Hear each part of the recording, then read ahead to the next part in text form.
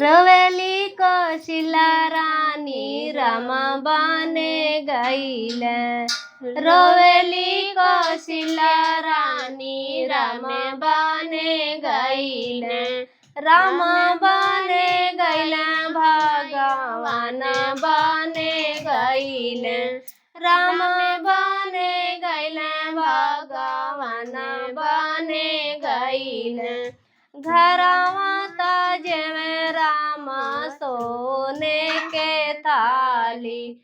घरवा जेमे राम सोने के थाली।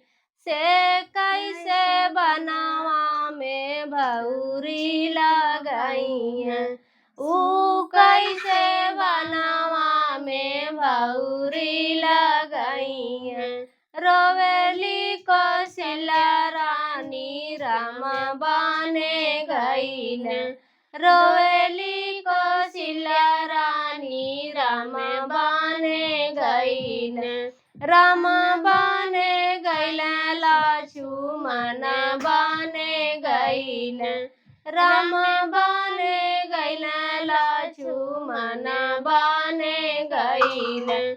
घरवा पिए राम झारी के पानी।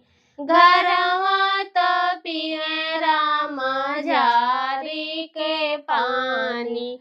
से कैसे बनावा में कुइया का नहीं है।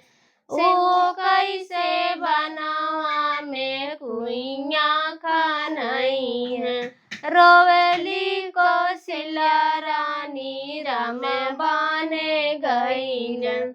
राम बने गईल लक्ष्मण बने गईल। रोवेली कौशिला रानी राम बने गईल।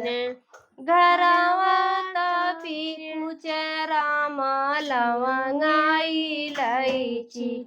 घरवा कुचे राम पाने के वीरा। से हो कैसे बनावा में पतई चबई है।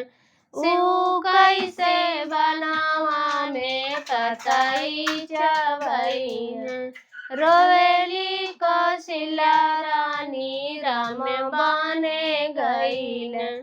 राम बने गईल भगवान बने गईल। घरवा सुते राम सोने के पलंगवा। घरवा सुते राम सोने के पलंगवा। से हो कैसे बनावा में कुसवा बिछई है। से हो कैसे बनावा में कुसवा बिछई है। रोवेली कौशिला रानी राम बने गईल। राम बने गईल भगवान बने गईल। रोवेली कौशिला रानी राम बने गईल।